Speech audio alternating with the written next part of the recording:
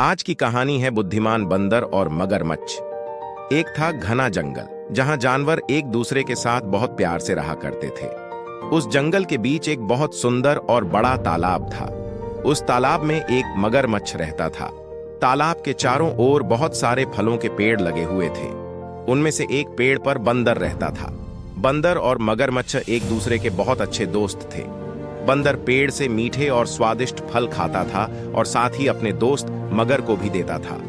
बंदर अपने दोस्त मगर का खास ख्याल रखता और मगर भी उसे अपनी पीठ पर बैठाकर पूरे तालाब में घुमाता था। दिन निकलते गए और दोनों की दोस्ती गहरी होती गई।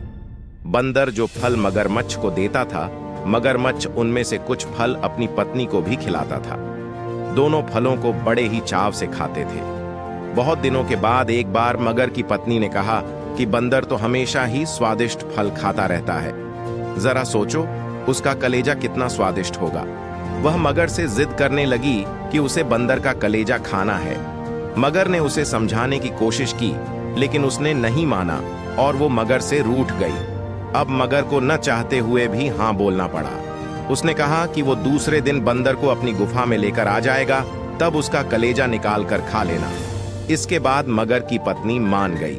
हर दिन की तरह स्वादिष्ट फलों के साथ बंदर मगर का इंतजार करने लगा। कुछ ही देर में मगर भी आ गया और दोनों ने मिलकर फल खाए। मगरमच्छ बोला कि दोस्त, आज तुम्हारी भाभी तुमसे मिलना चाहती है। चलो, तालाब की दूसरी ओर मेरा घर है, आज वहां चलते हैं।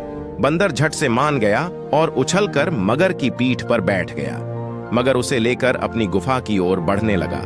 जैसे ही दोनों तालाब के बीच पहुंचे, मगर ने कहा कि मित्र, आज तुम्हारी भाभी की इच्छा है कि वो तुम्हारा कलेजा खाए। ऐसा कहकर उसने पूरी बात बताई। बात सुनकर बंदर कुछ सोचने लगा और बोला, मित्र, तुमने मुझे यह पहले क्यों नहीं बताया?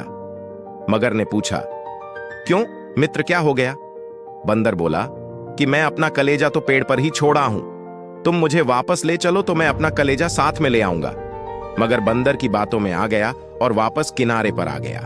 वो दोनों जैसे ही किनारे पर पहुंचे, बंदर झट से पेड़ पर चढ़ गया और बोला कि मूर्ख, तुझे पता नहीं कि कलेजा हमारे अंदर ही होता है। मैं हमेशा ही तुम्हारा भला सोचता रहा और तुम मुझे ही खाने चले थे।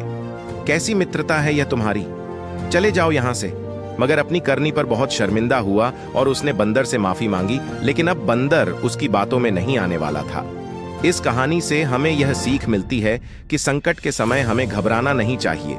मुसीबत के समय अपनी बुद्धि का उपयोग कर उसे दूर करने का उपाय सोचना चाहिए। ऐसे ही कहानियां सुनने के लिए हमारे हिंदी कहानियां चैनल को लाइक, शेयर और सब्सक्राइब जरूर करें।